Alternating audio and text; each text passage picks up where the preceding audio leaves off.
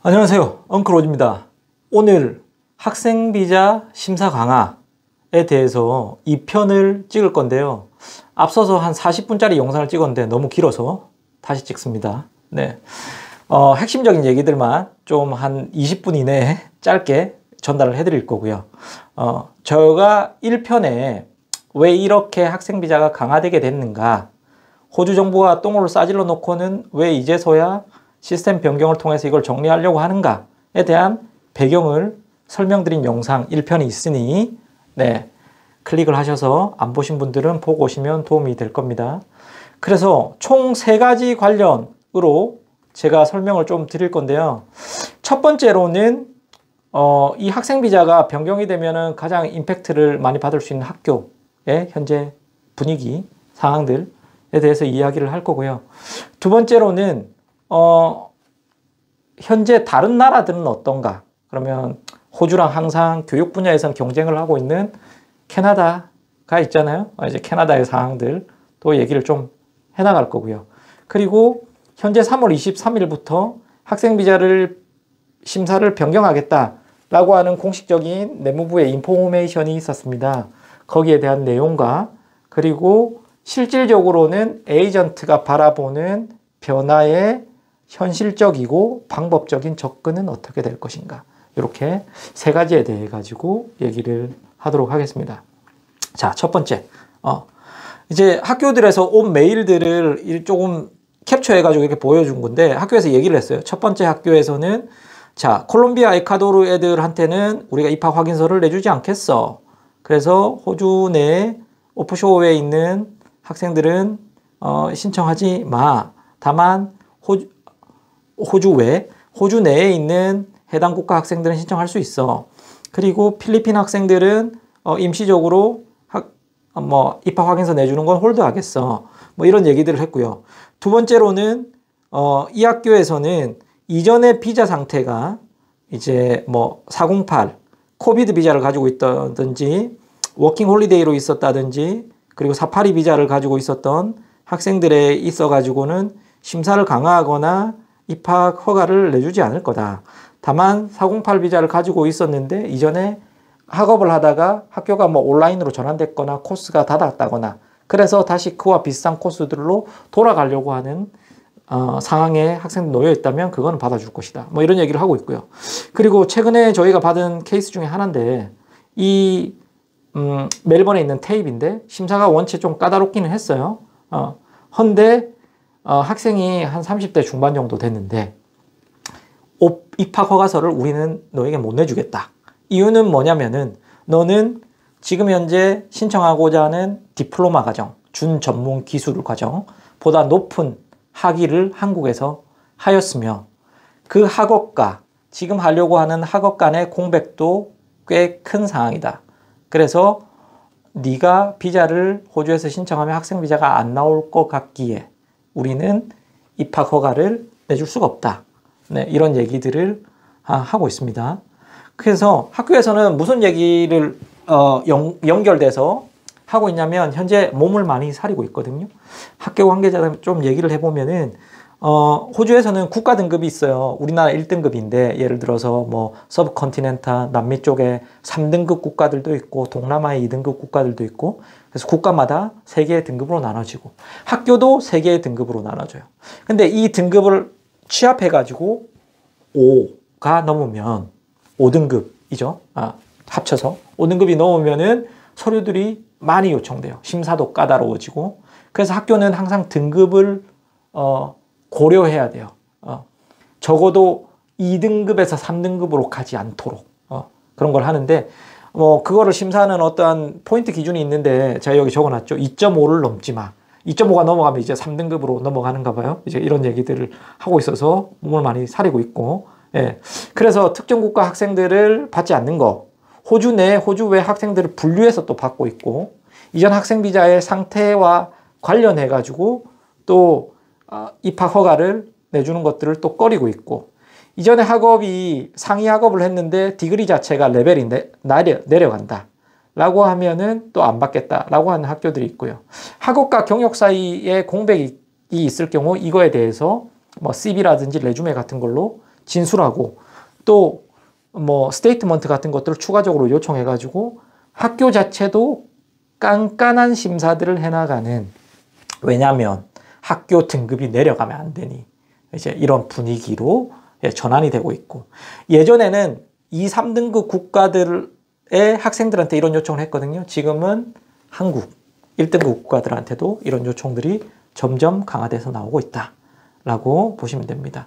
그러면은 현재 교육 분야로서 많은 수익을 거두고 있는 국가들이 있죠. 주로 영권 국가, 일부의 유럽 국가들인데 그 중에서도 미국이나 영국을 제외하면은 그러면 항상 경쟁해 놓고 있는 관계들, 서로의 이민법이라든지 이런 것들을 예의주시하는 두 나라, 캐나다, 호주가 있습니다. 캐나다에서는 지금 현재 어떠냐? 캐나다에 있는 통신원 한번 불러볼까요? 네. 자, 캐나다 통신원 사실은 없고요. 캐나다에 있는 학생비자 사항들을 좀 보니까 캐나다도 똑같이 학생비자 심사 강화를 하고 있습니다. 이유는 똑같아요.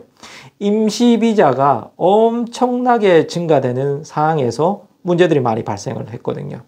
그래서 캐나다에서는 학생비자 심사를 강화하겠다라고 해서 구체적으로 딱딱딱 얘기를 했어요. 호주처럼 흐리멍텅하게 얘기한 게 아니라 학생비자 발급수를 35% 다운시켜서 36만 명을 받겠다. 그리고 비자 연장용으로 하는 사립학교들에 대해서 구체적인 제약을 걸겠다. 학생비자 동반자로 오는 학생들은 일을 할 수 없게 워크 퍼밋에 대한 제약을 하겠다. 이러한 내용들을 굉장히 구체적으로 얘기했어요. 그리고 교육부 장관 등이 나와서 이러한 배경에는 주택난, 그리고 물가 상승, 교육 서비스의 질 저하에 관련이 되어 있고, 학교들은 특히 개사육장 같이 졸업장을 찍어주는 공장으로서의 난립을 하고 있기 때문에 굉장히 큰 문제다. 그러니까 앞으로의 캐나다 교육에 있어가지고도 굉장한 문제들을 야기할 것이다 라고 얘기하면서 구체적인 명기한을 얘기했죠. 그래서 근본적으로는 호주랑 캐나다의 백그라운드가 같아요. 정부가 긴 시각을 가지고 이민자에 대한 유입이라든지 학생비자, 임시비자 유입을 하지 못하고 코로나 이후에 경제적인 회복이나 그리고 노동력이 부족한 상황들을 해소하고자 임시방편을 썼기 때문에 지금 이 짓을 똑같이 하고 있는 거라고 보시면 됩니다. 그래서 문제의 근본에 대해 가지고는 설명을 드렸고요. 그러면 지금 호주는 어떠냐? 자, 우리가 Net Overseas Migration에 대한 지표들을 볼 수 있어요. 그럼 여기서 볼 수 있는 것들은 2022년, 23년도에 73% 증가돼서 73만 7천 명이 이전 연도와 틀리게 증가가 됐고요. 그리고 여기 그래프를 보시다시피 코로나 때는 거의 마이너스로 갔다가 Net Overseas Migration, 그러니까 호주에 임시거주, 이민을 위해 가지고 들어온 사람들이 마이너스로 갔다가 급격한 수준으로 증가됐죠. 아래표를 보면은 들어온 사람, 호주 밖으로 나간 사람, 이걸 봐도 역대적으로 이 들어온 사람과 나간 사람의 간극이 굉장히 크다라고 하는 것들을 볼 수 있어요. 그래서 템포러리 비자 홀더가 실질적으로는 가장 큰 그룹이고 55만 4천 명이 현재 들어왔다라고 하는 부분들에 대해서 이제 통계청에서 이렇게 얘기를 하고 있습니다. 그래서 이 문제가, 임시비자가 사회 경제적인 문제를 발생시키죠. 그러면 이 문제가 어디로 가냐면 인간은 정치적인 동물이거든요. 그러면 호주 내에 있던 로컬들, 표를 가지고 있는, 정치에 관여를 할 수 있는 사람들은 경쟁이 점점 되거나, 그리고 교통체증이 문제가 되거나, 주택난이 문제가 되면은 현재 집권당을 한테 또 돌아서게 되겠죠. 그럼 이게 정치적인 문제가 돼요. 그러니까 호주의 행정부라든지 이런 데서는 조치를 취해야 되는 상황들이 되는 겁니다. 자, 자본주의 사회는 뭐예요? 경쟁을 통해 가지고 수익을 창출해내고 효율적으로 돈을 벌어들이는 게 자본주의죠. 어떠한 문제들이 또 발생했냐면 이 지난 편에 국가들 랭킹을 보면 인디아, 네팔 뭐 이런 서브컨티넨탈 국가들이 있잖아요. 이런 국가들의 사람들의 어떤 생활과 뭐라 그러죠? 제가 그냥 말할 때는 살아남는 힘 이런 것들이 우리나라 뭐 한 70년대, 80년대 우리 엄마 아버지 세대처럼 굉장히 강하단 말이에요. 그러면 이 사람들은 여기에서 찬스를 본 거예요. 엄청나게 많은 자국의 학생들이 호주로 들어왔단 말이에요. 그러면 이 사람들을 통해 가지고 수익을 창출해야 되겠죠. 에이전트들이 학교를 막 오픈하기 시작합니다. 예. 그러면은 아주 교통이 불편하고 외곽 지역에 있는 학교들도 막 우후죽순 생겨나요. 그리고 호주 정부가 코로나 회복기였기 때문에 많이 승인을 해줬단 말이에요. 그럼 이게 자전거래가 되는 거예요. 그 에이전트에서 뭐 대학을 등록시켰다가 중간에 한 6개월 지나면은 거기서 빼가지고 이런 학교들로 집어넣거나 이런 상황들이 벌어지는 거죠. 그래서 자전거래를 하면서 수익을 엄청나게 만들어가고 학교 운영도 하고 뭐 이렇게 하는 거예요. 실질적으로는 그 학교에 사람이 없어. 그래서 작년도 한 8월 달부터 막 기사가 쏟아져 나오기 시작했죠. 고스트 칼리지. 학교에 학생은 2, 3천 명 되는데 실제로 가면은 개미 한 마리도 없더라. 이런 얘기들도 나오고 해서 자본주의의 찬스들이 이렇게 벌어지면서 호주도 교육의 질이 엄청나게 낮아진 거예요. 호주에서는 이걸 도치 칼리지라고 하거든요. 그러니까 아주 법 같은 거 신경 안 쓰고 규정 같은 거 신경 안 쓰고 돈을 벌기 위해 가지고 생겨나는 이런 학교들이 굉장히 많아졌다는 거예요. 비자 연장용 학교들이. 호주 정부에서는 이런 것들을 이제 실질적인 학생, 정직한 학생이라는 규정적인 잣대를 가지고 정리를 하려고 하는 움직임을 보여주고 앞으로는 더 강하게 보여줄 수 있습니다. 그래서 호주 내무부에서 이제 공식적인 발표를 했어요. 3월 23일부터 Genuine Temporary Entrance라고 하는 GTE에서 Genuine Student Requirement로 바꾸겠다. 그래서 많은 곳에서 GST라고 할 것이다. Genuine Student Test. 그게 아니었고요. 이름은 Genuine Student Requirement예요. GST가 돼버리면 호주의 Goods Service Tax라고 하는 우리나라의 VAT 같은 세금 같은 거의 줄임말이랑 거의 거의가 아니라 완벽하게 약자가 동일하기 때문에 그래서 GST라는 얘기는 안 쓴 것 같습니다. 그래서 GS로 변경하겠다라고 하는 얘기를 했고요. 이 내용이 너무 애매해요. 좀 간단하게 설명을 드린다면 맨 처음에 이렇게 변경하는 목적에 대해서 써놨거든요. 이민에 대한 의도와 목적 없이 간략하게 줄이자면 수준 높은 학교와 실질적인 유학을 목적으로 하는 학생을 유입하기 위해서 라는 거예요. 여기에서 두 가지 키워드는 이민에 대한 의도와 목적이 없다라는 거. 그리고 수준 높은 학교. 여기에 볼 때 이제 학교와 기준해 가지고 뭔가의 기준점을 두겠다라고 하는 내용들을 볼 수 있겠죠. 유추해 볼 수 있겠죠. 그리고 두 번째는 실질적인 유학 목적이 뚜렷해야 된다라고 하는 아주 회색 그리멍텅한 얘기들을 써나갔어요. 기존의 300자 이내의 학생비자 사유서를 목적화된 질문, 특수하게 목적을 가지고 있는 질문지에 대한 답변서로서 변경을 해나가겠다 라고 하는 얘기를 했습니다. 그럼 어떠한 질문들이 될 거냐? 가족, 커뮤니티, 고용, 경제환경과 연결된 현재 학생사항, 그러니까 family ties, community ties, 이전의 히스토리와 관련된 ties를 보겠다라고 한 거거든요. 관련성을 보겠다 라는 얘기고요. 그리고 왜 호주에 해당 코스를 선택하려고 하는가? 이전 학업 기록에 대한 사항이 호주 내외의 기록들이 어떠한 관련성을 가지고 있는가? 이전 비자 기록에 기준한 학생 비자에 신청을 한 이유는 어떻게 되는가? 그리고 추가적으로 그를 증명할 수 있는 서류들을 제출해라. 근데 이게 실질적으로는 크게 변화된 게 없어요. 이전에 학생 비자 심사 기준에 기준해서. 그리고 추가적으로 얘기하고 있는 거는 학생비자 확인 동의 항목에 대한 변경을 하겠다. 그래서 호주에서 학업 목적과 실질 학생비자라는 것들에 대한 의미를 이해하고 있는가? 이 당연한 거지. 이거 왜 매기해?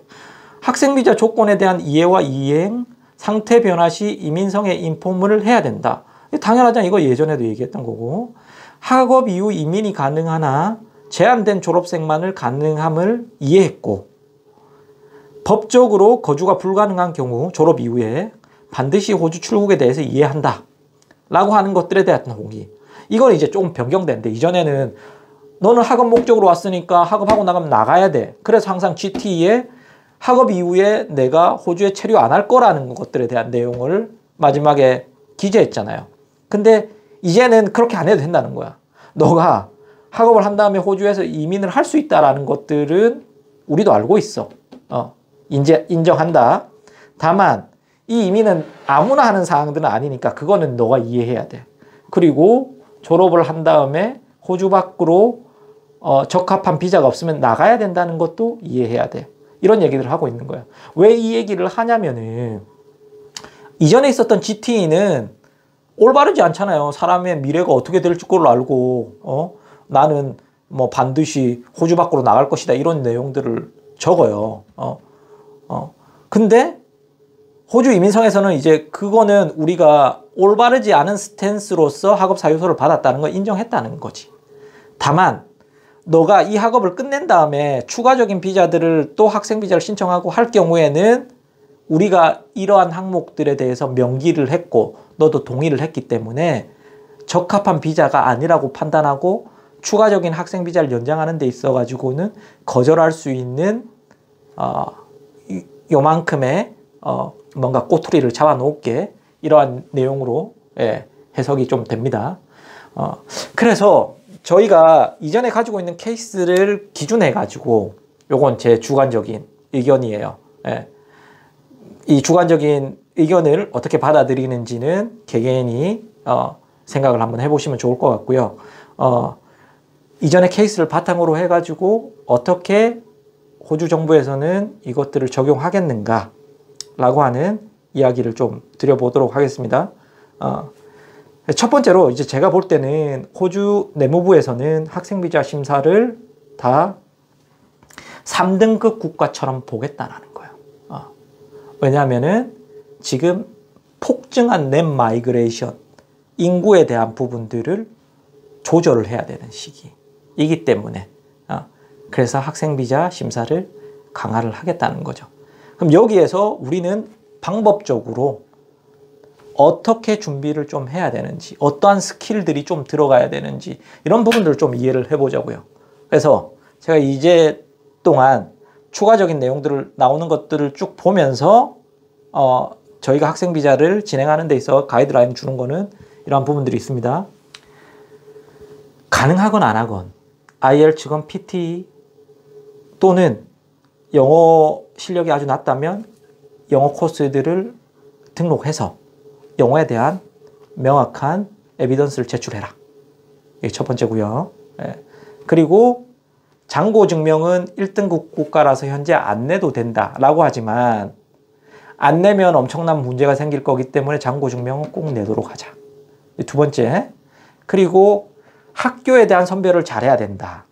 학교에 등급들이 있고 그리고 비자가 나오는 기록들이 있어요. 현지에 있는 에이전트들은 커뮤니케이션을 계속 해나가면서 그러한 업데이트들을 하고 있다고요. 주의를 좀 기울여야 돼요. 이제 그런 부분들을 보면서 학교에 대한 선택과 선별들 잘 해나가야 된다 라고 한 거고요. 그리고 네 번째로는 본인의 지난 학업과 경력들에 대한 그러한 연관성을 가질 수 있는 전공 선택이나 연관성을 갖지 못한다고 하면은 어떻게 사유를 진술할 수 있는지에 대한 부분들의 연결점들을 만들어주는 것들이 필요할 것이다. 공백이 있다면 그거에 대한 진술들도 어떻게 해나갈지에 대한 궁리를 해야 된다 라고 하는 부분들. 그리고 다섯 번째로는 한국에는 출생증명서라는 게 없어요. 근데 호주에 뭐 시민권을 신청하거나 이럴 때는 출생증명서를 기본증명서, 가족관계증명서로 한다고요. 근데 가족관계 증명서에는 이 가족에 대한 사항들이 딱 들어가 있죠. 제3국가들을 보면은 뭐 사촌이랑 결혼도 하고 뭐 누나도 가짜로 서류 떼러와 가지고 뭐 결혼했다 그러고 뭐 결혼 비자로 묶어버리고 엄청난 많은 문제들이 있었어요. 그리고 뭐 개명을 했는데 이전에 비자 정지를 당했는데 또 개명한 것들을 속이고 들어와 가지고 비자를 또 받고 뭐 이런 문제들도 있었단 말이에요. 그러니까 앞으로는 이러한 개인의 상황들을 명확하게 증명해 줄 수 있는 증명서를 요청할 거라는 거죠. 현재 가족관계 증명서를 내고 있잖아요. 근데 기본 증명서도 제출을 해서 세컨 아이디로서의 구체적인 본인의 이전 히스토리에 대한 증명들을 해주는 것들이 필요하다. 그리고는 추가적인 서류들이 있어요. 뭐 예를 들면은 최근에 이제 진행했던 케이스는 고용 예정 증명서라든지 복직 증명서라든지 다시 이 공부를 하는 이유와 그리고 이 이유가 밀접하게 이후의 커리어와 관련성이 있다라고 하는 증명서를 그러한 사항이었고 그래서 그런 샘플들을 전달해 주고 그리고 고용주로서부터 받아와서 제출하는 경우들도 있거든요. 그래서 그렇게 좀 명확한 증명서를 줄 수도 있고 또 나머지 몇몇 개에 대한 서류들이 있어요.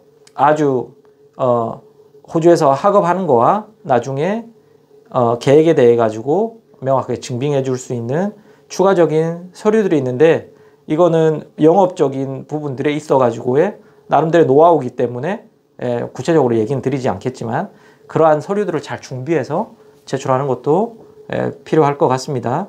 그래서 이제까지의 특이 케이스를 좀 얘기를 해드리면 20살이었어요. 호주에 있는 1등급 유니버시티 명문대학교 간호학과를 선택해서 학생 비자를 학업 시작일로부터 한국 내에서 지원했는데 4개월 전에 신청했어요. 한 달 반 정도 있다가 케이스 오피서가 추가 서류 요청을 쭉 주더라고요. 근데 3등급 국가에서 제출해야 되는 서류들처럼 전달을 해준 거예요. 영어 제출하시오. 그리고 영어 성적에 대해서 증명서 제출하시오. 그리고는 6개월치 너 통장에 대해서 증빙하시오. 이전에 학업을 했거나 경력을 가지고 있으면 거기에 대해서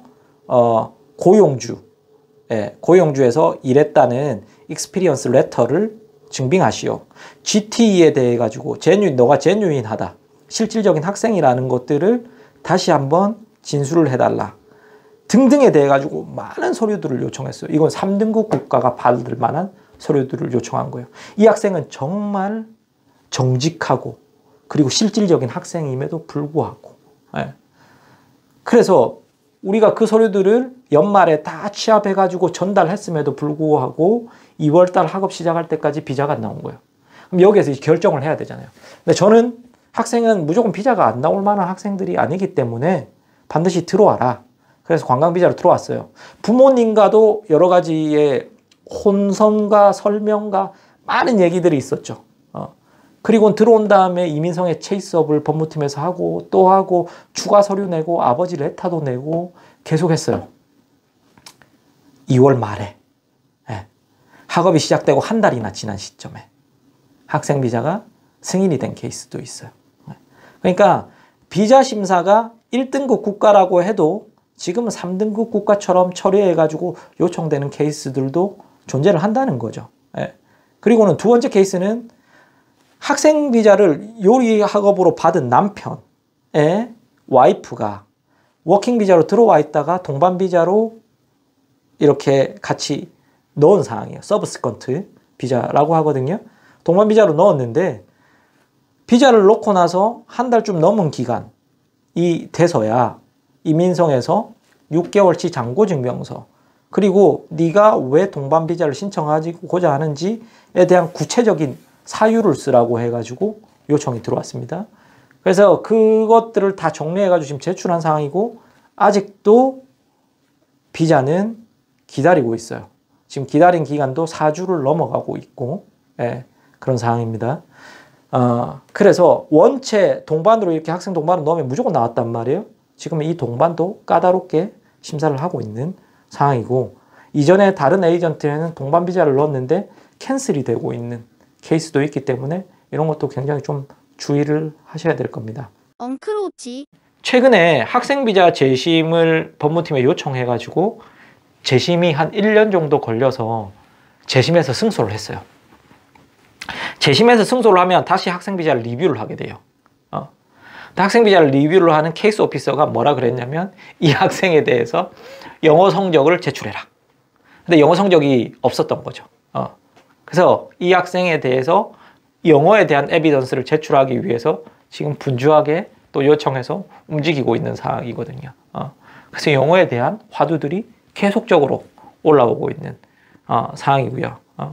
그리고 저희가 두 가지 케이스가 있는데 비즈니스 칼리지를 신청했던 나이가 30대 중반인 A씨가 있고요. 이분들은 9월 달에 비자를 신청했어요. 9월 말에. 장고 증명을 제출한 35세 나이가 많은 학생은 비자 승인이 3월 초에 승인이 됐습니다. 똑같은 시간에 신청한 20대 후반에 장고 증명은 못한다 그래서 미제출을 했던 케이스는 아직도 대기 중이에요.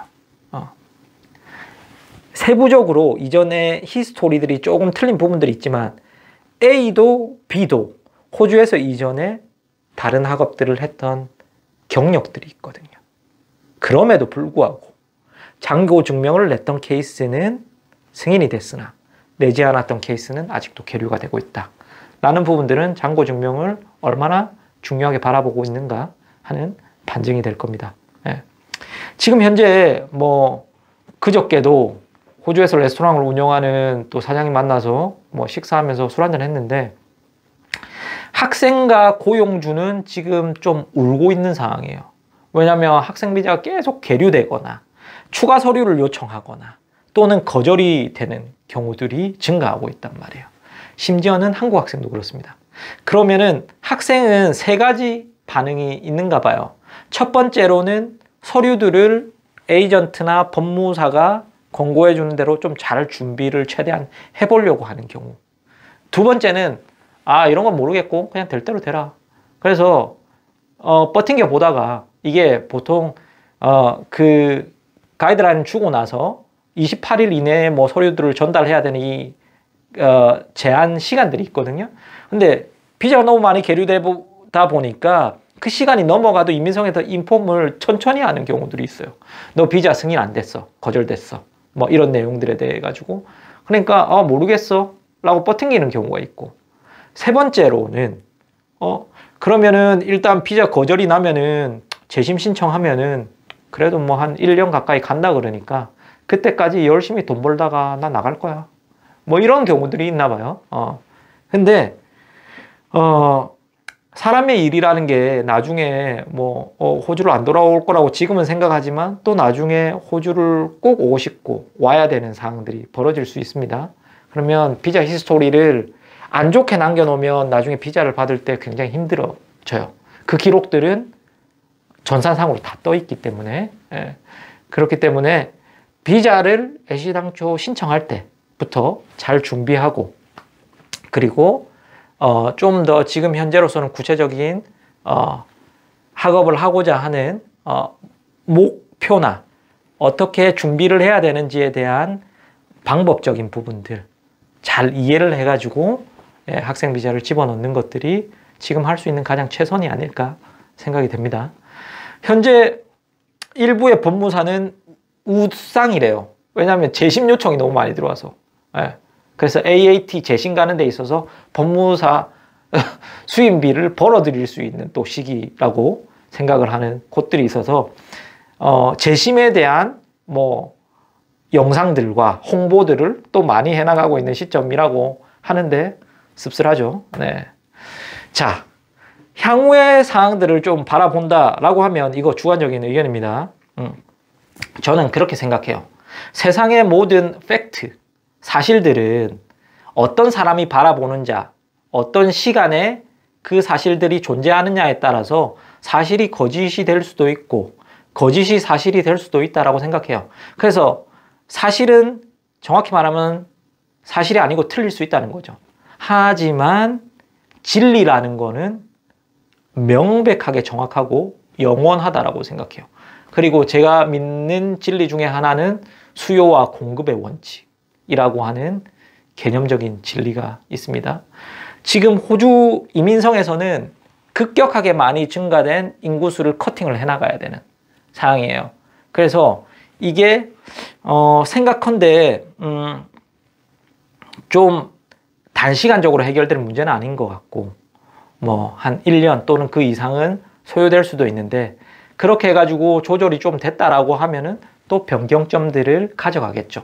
그래서 지금 이 레귤레이션이 끝까지 유지되는 레귤레이션이 아니라 변경의 곡선에서 비자는 강화되고 있다라고 생각을 하시는 게 맞으실 것 같고요. 요것들이 좀 정리가 되면은 또 경기 부양도 해야 되고 뭐 노동력 부족에 대한 얘기들도 나오고 하면 또 더 받아들이는 그러한 굴곡의 시점들이 또 올 수 있다라고 이해를 하시는 게 좋을 것 같습니다. 근데 지금 현재로서는 야, 내 돈 주고 내가 호주에서 학업한다는데 뭐가 이렇게 생각하면 안 될 것 같아요. 진짜 호주에서 학생 비자를 받고 싶다라고 하면은 그러면 개인적으로는 나의 조건들에 대해서 이해를 해야죠. 영어, 학력, 경력, 뭐 동반자, 충분한 비용의 학비를 낼 수 있는 비용적인 충족성이 되는가, 호주 내에서 어떠한 히스토리를 가지고 있는가, 이런 부분들에 대해서 본인 조건들을 좀 이해를 해야 될 거고요. 그리고 현재의 변경된 학생 비자의 규정과 주의사항들에 대해 가지고 촉각을 좀 세우면서 서류 준비를 잘 해나가야 되는 시점이라고 생각을 하시면 됩니다. 그래서 앞서 이제 호주의 내무부에서도 얘기를 했다시피 수준이 있는 퀄리티가 있는 학교들에서 학업을 하는 것들에 대해서 권고한다, 이러한 내용들이 좀 있잖아요. 그러니까 학교를 어떻게 선택하는지, 그리고 영어적인 성적을 받지 못한 사람들 또는 영어가 성적이 그 학업을 하는 데 있어가 좀 낮으신 분들은 어떻게 영어적인 준비들을 좀 해야 되는지에 대한 구체적인 플랜을 좀 짜는 것들이 필요할 수 있습니다. 엉클오치. 현재 임시비자 해소의 시간 소요점이 좀 길어질 거라고 얘기를 했잖아요. 근데 호주 이민성에서 막 하루아침에 다 커팅해내고 이러지는 않을 거예요. 근데 달마다 변화폭이 좀 있을 것 같아요. 그러면 이번 달은 요 정도 커팅을 해서 너무 많은 학생 비자 거절률을 보여줬다라고 하면은 그러면 또 몇 달 뒤에는 좀 더 잘 나오는 부분들이 있을 거고요. 이렇게 한 1년 이상 정도는 이 높낮이를 가져가면서 비자 승인에 대한 심사들을 좀 하지 않을까라고 생각을 합니다. 그래서 현재 호주 내에 비자를 연장해야 될 학생들, 호주 내에서 비자 신청을 하는 학생들은 이전에 비자 히스토리가 있잖아요. 그런 부분들을 잘 주의하고 그 전에 준비할 수 있는 항목들, 영어라든지 그리고는 학업에 대한 사유적인 부분들, 이전 경력이나 기록들에 대한 부분들에 대한 조정이라든지 이런 것들 좀 고민해서 시간을 충분히 가지고 비자 준비를 선행적으로 액션들을 좀 취하면서 학생 비자를 신청할 수 있는 적합한 사람으로 보여질 수 있게 준비를 해나가는 것들이 좀 필요할 거고요. 그리고 한국 내에서 호주에 유학을 가기 위해서 학생 비자를 신청하는 분들은 변화되고 있는 시점이잖아요. 그러면 이게 보다 전문성이 있고 그리고 호주 비자 변화에 대해서 업데이트를 충분히 이해하고 있고 케이스 핸들링을 다양하게 해보고 있는 곳들을 선정해서 비자를 어떻게 진행할 수 있는지, 그리고 호주에서 학업 결정을 어떻게 해야 되는지에 대한 어드바이스를 구체적으로 좀 받아보시길 바랍니다. 가능하다라고 하면은 우리가 VPN 같은 것들이 있어요. 이제 호주로 테리토리를 정해가지고 검색을 해볼 수 있겠죠. 그러면 대학이라든지 내 코스에 대한 핸드북, 그리고 로컬들 커뮤니티에서 뭐 그러한 학과나 학업들에 대해서 얘기하고 있는 부분들, 그리고는 또 전문가적인 현지 내의 어드바이스 이런 것도 받아보시고, 저희 학생 중에서는 이러한 내용들을 쭉 설명을 해뒀더니 교육학을 공부할 학생이었는데 뉴 사우스 웨일즈 디파트먼트 오브 에듀케이션에 내가 궁금한 것들 질문 보내가지고 확인하고, 그러니까 내가 이 공부를 하면은 교사로서 인정받을 수 있는지, 그러면 그게 AITSL이라고 하는 교육학 기술심사 기간과 상관없이 등록을 할 수 있는지, 그리고는 AITSL에도 이메일 보내가지고 그거를 체크하신 학생분도 있으세요. 예. 그러니까 본인 스스로 충분한 정보를 가지고 상담을 했을 때 그러면 보다 정확한 이해를 할 수 있으니, 예, 좀 더 구글을 VPN을 써서 많이 서치를 해보시고 충분한 정보를 가지고 호주 유학에 대한, 이민에 대한 고민을 해보시는 게 좋지 않을까라고 생각합니다. 그래서 지금까지 긴 이야기를 했는데 제 이야기가 좀 도움이 되셨길 바라고요. 호주 학생 비자가 강화되고 있고 거기에 대해서 현실적으로 방법적으로 잘 준비해야 된다. 지금은 그런 시점이다 라는 얘기를 마지막으로 하면서 학생 비자 변화에 대한 1, 2편 모두 마치도록 하겠습니다. 감사합니다.